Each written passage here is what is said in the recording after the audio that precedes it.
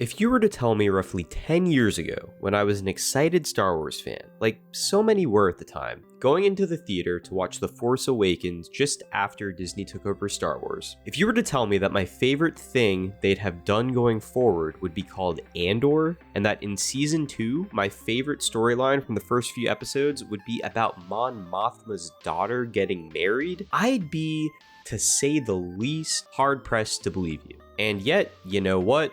Here we are. Stuff's weird, man. But okay, Season 2 of Andor is here, and we have 3 episodes to talk about. Don't move, or I'll kill you. I just put out a video on this show's episode release structure and why they're releasing 3 episodes at a time this season. If you want, you should go check that out. Now, jumping into the actual episodes, you can boil the first 3 down into probably 4 separate storylines cutting between each other. Some storylines worked better than others for me, and actually overall, I thought, at least so far, this season has not been as strong as Season 1. I liked quite a bit of what I saw, but also more than ever, there was quite a bit that didn't work for me. Now don't get me wrong, I don't think this season is bad, but I do hope the future episodes are better because I love Andor Season 1, and I only liked what I've seen so far of Andor Season 2. And I'm gonna go ahead and mention a spoiler warning just in case you don't want anything spoiled. Okay, so we start the season with Cassian stealing an Imperial ship, and right off the bat, it just strikes you how well shot this show is, including its sets, effects, and props. But the opening scene does have me scratching my head. Why was this chosen to be the literal opening scene?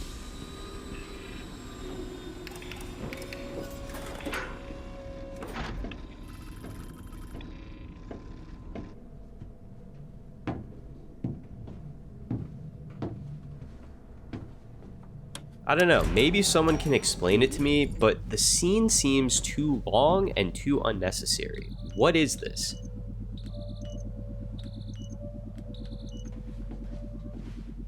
Anyway, the actual action scene that follows is pretty good, but it did feel more goofy than something I would expect to see in a show like Andor.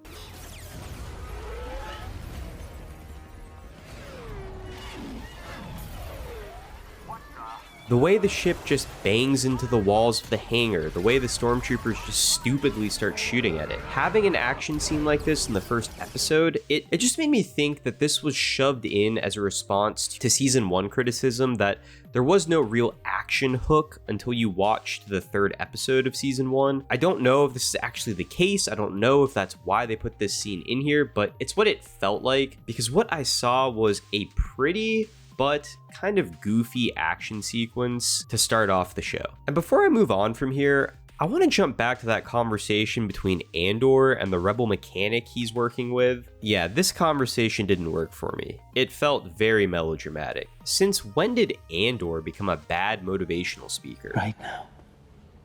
Being with you, being here at the moment you step into the circle. Look at me.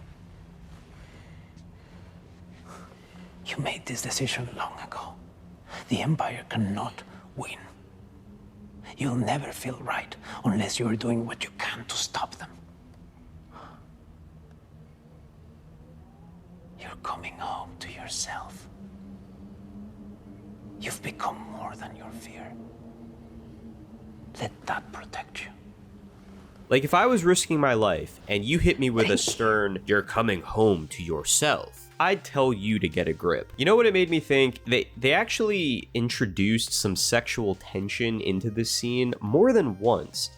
First, when the mechanic says the explanation of why they'd be up late talking is because they're flirting, and then later when the other Imperial comments that Cassian is cute, it's almost like they're trying to build this James Bond-esque rebel spy heartthrob aura around Cassian this season. Because I don't know why else he would be able to garble that nonsense at her and have her eat it up like she does. "Oh yes, Mr. Andor, you're so dreamy, whatever you say." And I get it, I think it's the show trying to tell us that Cassian is growing, he's becoming more of a committed follower, and even a leader within this rebel cause, but that little speech, it took me out of the show. Just didn't work for me. And moving on, Andor lands on a jungle planet to hand off the stolen ship, but is captured by a different faction of rebels. You got 15 blasters pointed at you right now! Don't tell him that! He's surrounded! He needs to know it! The number? The actual number? Are you kidding? You are talking to the enemy! I knew you would do this! I'm not an Imperial pilot! This was not the best. Again, it felt goofy for a show like Andor, and it went on way too long. 1, 2, 3. 1, 2, 3. 1, 2, 3. Yeah! 1, 2, 3. 1, 2, 2, 3. 1, 2, 3. Come on! Having Cassian get captured here keeps him separated from the other characters, so I can understand why they might want to do that for storytelling reasons, but the amount of time spent here is just silly. And look, again, I get it. It illustrates how the rebels as a whole right now are infighting and can't come together to actually face the real threat of the Empire. I like the idea of what's trying to be shown here, but I did not think the execution of the story idea was particularly good. For example, how about we cut that nonsense motivational speech to the rebel mechanic earlier and instead give that character moment here? Andor is maybe initially captured and mistrusted by these infighting rebel factions, but his presence there is what maybe eventually leads to them uniting. But instead, we are subjected to a lot of nothing, and then Andor gets away while they're fighting with each other. He kills one or two of them in the process, and just leaves them there to die at the end. Now, it is revealed that this planet is Yavin, so maybe these characters will play a larger role later on, but who knows? With what we got so far, I don't know, not the best. And next up, we got the wedding party. Oh my god, it's a wedding. We love that for you, Mon. But actually, this was my favorite storyline from these first episodes. It did feel a little more shallow and melodramatic than the first season, but it did have my favorite character, Luthen. I appreciated the world building. I appreciated the character building. I even appreciated the family drama. There are just a lot of subtle moments throughout, and the main conflict with Tay and Mon building until Luthen decides that they have to have Tay killed, it's well done. Now, when I say it felt more shallow, what do I mean? Well, in season 1, people like Luthen would go to great lengths to speak in code about their rebel activities and hide what they were doing. It really helped create this sense that the Empire could catch them at any moment, and that what they were doing was dangerous, and that these characters had to be really careful and really clever with how they communicate. And yet, here at the wedding, you just see characters talking about their rebel activities out in the open around other people. And could you say that I'm nitpicking?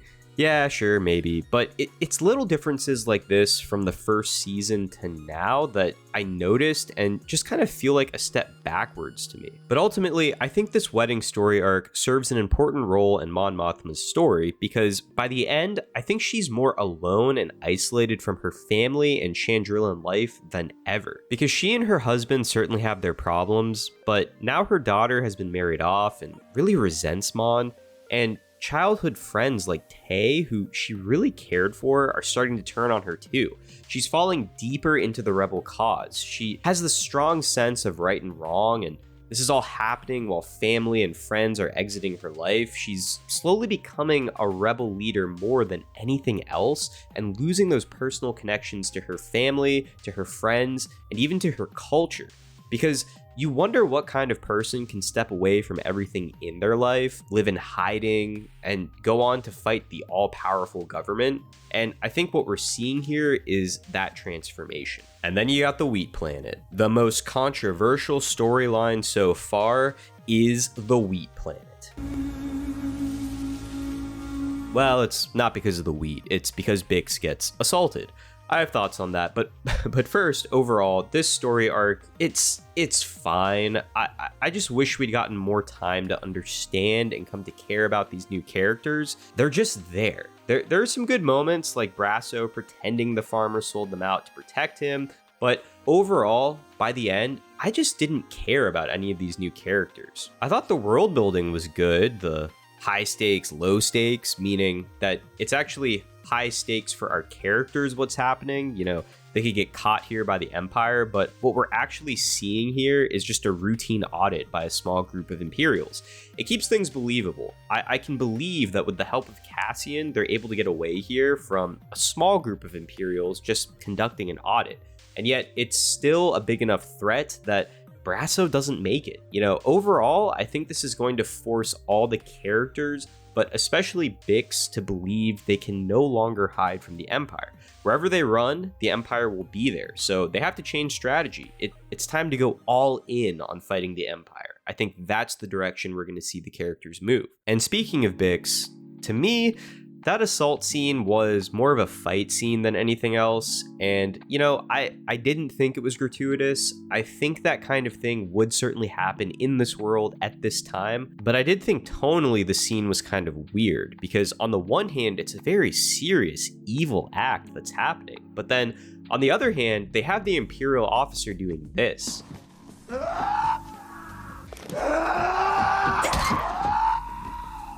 And that just leaves us finally with the Cyril and Deidre story. And I'll say this, the Deidre story, so far so good, definitely building to something with the Gorman massacre. I'm a little bit familiar with that. I watched Rebels. I don't want to spoil that for anyone that doesn't know what's happening, but the Cyril story in particular, it's kind of bad. At least I thought so. I may be in the minority, even among Andor fans, but I actually really enjoyed Cyril's story from season 1. It got some heat, especially for those serial scenes, but you know, I liked it. I thought it was good. Now in season 2, it's been relegated to comic relief, which to me is jarring for the show. It feels like the biggest step back in the storytelling, in my opinion. It feels like maybe this was just a reaction to criticism, to, oh, inject more fun just overall into the show. But overall, for me, this isn't it. So yeah, a mixed bag for me so far. There's still a lot I do like about Andor season 2, but it feels like it's struggling to hit those same heights as season 1, which is a shame. I'm really hoping that the next episodes tighten things up, because this show deserves to finish strong. And hey, if you enjoyed the discussion, you enjoyed the breakdown, don't forget to hit like and subscribe to the channel. And let me know your thoughts down below. What storyline are you most invested in so far? Which of these arcs did you think were the best? And with that, I'll see you in the next one.